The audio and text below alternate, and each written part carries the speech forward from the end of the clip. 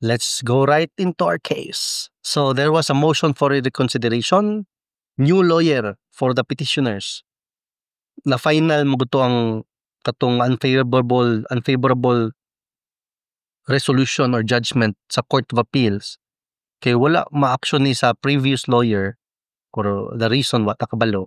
There was inaction despite service of a copy of the resolution, and the result was the decision became final and executory. So they got a new lawyer, the petitioners. There was a denial of the motion to recall the entry of judgment. And the motion for reconsideration was likewise denied. So na-MR pa gid sila. Ni files the motion to recall the entry of judgment. There was a denial. Ni try pa jud sila motion for reconsideration. There was a denial on the ground that it raised arguments already discussed and resolved in the urgent motion to recall entry of judgment. Meaning, parehas ra daw ilang arguments. So there was nothing to reconsider. So, unsa may natabo, final findings and conclusions.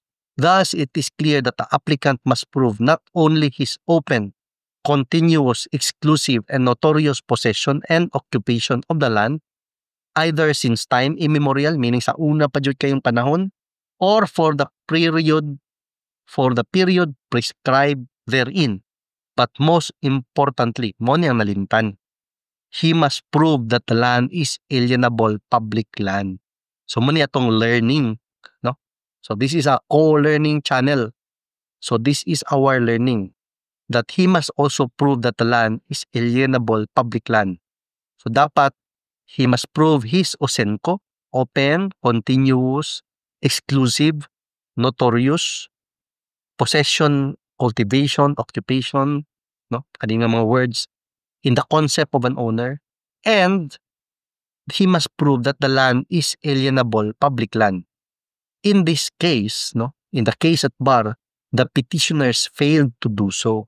Wala na nila ma-prove. So the petitioners' contention,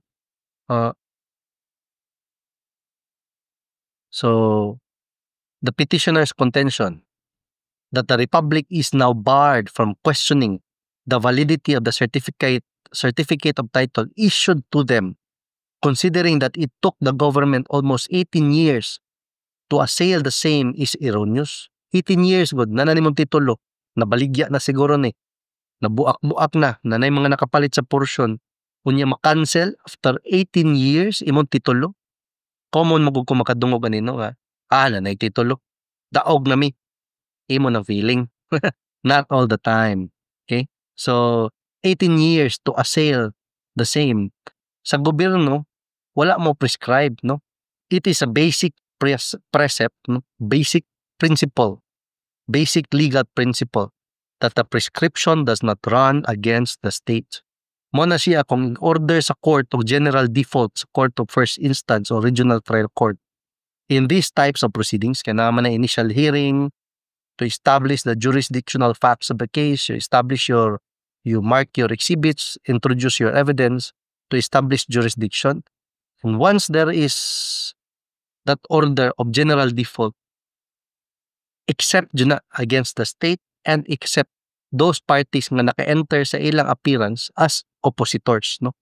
Naka-join sila sa case as oppositors. So it is a basic principle, a basic precept that prescription does not run against the state. So even if 18 years after, no, the lengthy occupation of the disputed land by the petitioners cannot be counted in their favor, as it remained part of the patrimonial property of the state, which property, as stated earlier, is inalienable and indisposable, meaning not alienable and not disposable. So usually, kung na kay mga transaksyon sa yuta, mukuha man ng kaana o certification that the land is alienable and disposable. A and D. Alpha and Delta. A and D. A and D certification. In light of the foregoing, the Court of Appeals did not err when it set aside the decision of the Court of First Instance, no? So, mo ni siyang ang sa Supreme Court ka decision. and it ordered the subject lot to be reverted back to the public domain. Tawagan ni reverted back, reversion case, to bring it back to the public domain. Kansilahon ang titulo. Since the land in question is unregistrable, dili pwede ma-rehistro kung sa Bisaya pa. Dili pwede matituluhan. Dili pwede mapanag-iya sa private person. The Land Registration Court did not acquire jurisdiction over the same. So it is not uncommon, no? Makikita ka sa uban municipalities, several municipalities, yuta timberland na ay tax deck. Ang gakupot sa tax deck sigig bayad og buhis. Gatupod taon all along nga iya atong yuta, no? So that cannot be the case, no? Kay di man na imuhang yuta timberland man na, sa gobyerno man na. So any transaction nga imong apilo ng timberland void. Any proceedings had or judgment rendered therein is not entitled to the respect accorded to a valid judgment. So dili daw to valid ang judgment. Consequently, the Court of Appeals rightfully denied the petitioner's motion to set aside the judgment rendered in that land registration case. So the decision of the Court of Appeals is hereby affirmed fully, in total, may ilang term, without pronouncement as to costs, so ordered. So, learning, as kinakay titulo, 18 years after, kung kanay mo yun tagi tituluhan, timberland or forest land, that title is a piece of scratch paper, no? But of course, no, there are general rules, exceptions. Before making any decision, you go to your own lawyer and consult, no? This is not a substitute to consultation sa imuhang own abogado. This is just a channel for us to learn together so that I can share to you and hopefully kamo makashare pod mo sa ako. Akong pangayo link raman, no? So kaso kusbon wa tay gipangayong kwarta. Link to gov.ph websites. Circulars, issuances of government agencies involving yuta, land disputes, real estate. Kana lang, mo man akong advocacy. So, again, if you are new to our channel, please contribute. Kanila nga topics, ayaw po ko apili og lain nga topic, no? Kanila mga related sa yuta. Anything related sa yuta, real estate, inheritance, succession, partition, land titling, transfer of title, kanang sa mga transactions of mga kaso, even ng mga darab cases, share mo kanang mga latest for landmark, no? Kanang mga sikat yung kay nga mga kaso basig di ko aware ba, di ba? Ma-share na to. So this is our co-learning channel and it is my advocacy, no, we together we will learn how to avoid land disputes. And if you are already part of a land dispute, choose peace. So choose peace in your methods, choose peace na ending, okay? The means, the ways, and the ending. Always choose what is peaceful, okay? It will not be worth it kung magkagubot-gubot mo, no? Worse, makiha pa ka criminal case or administrative case. So, nindot nga kaso, no? Very informative. Imagine, after 18 years, na-cancel pa jud imuhang titulo. So, this is the last episode for this case. I will share to you another case next time. Magsige mo kung basa-basa ani.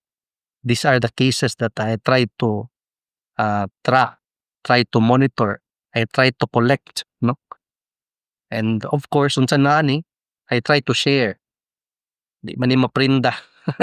Di mabayad sa utang. So I try to share it to you. Hopefully, kung napod mo yung inyong mga links to new issuances, IRR, kada gito, mga implementing rules and regulations, new amendments to implementing rules and regulations, new laws related to real estate transactions. Ayaw lang ko pasahian ang mga dili na ko hilig, no? Maminaw na lang ta na sa lain. Ako lang, akong advocacy is related to real estate and land. So mo na nga, kung na may link, gov.ph link. Ayan ang mga way klaro nga link, no? Para madali na to ma-verify. And if mag-share ta, sure ta, gikan sa gov.ph website. Okay?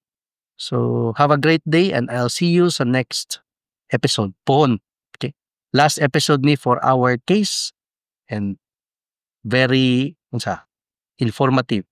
After 18 years, nanay titulo, imong 18 years, nabaligya na, nabuak na, nabawi pagyapon sa gobyerno. So, that should give us, no, that should encourage us to do due diligence before ta mopalit og yuta. Okay? So, I'll see you in the next video for another case, okay, or another law.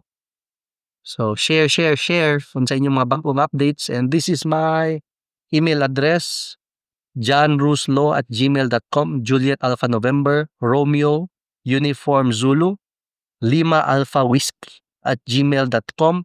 Link to a gov.ph website, recent issuances, recent decisions, samot man ang mga agrarian court decisions kung namoy ma-share. Ato basahon, share diri kay mga nindot nga agrarian cases. Kabang mga carp, CLOA, tenants, mga sao, mga cases. Share diri. Ato basahon, ako i-share ninyo. Okay? So have a great day and be safe.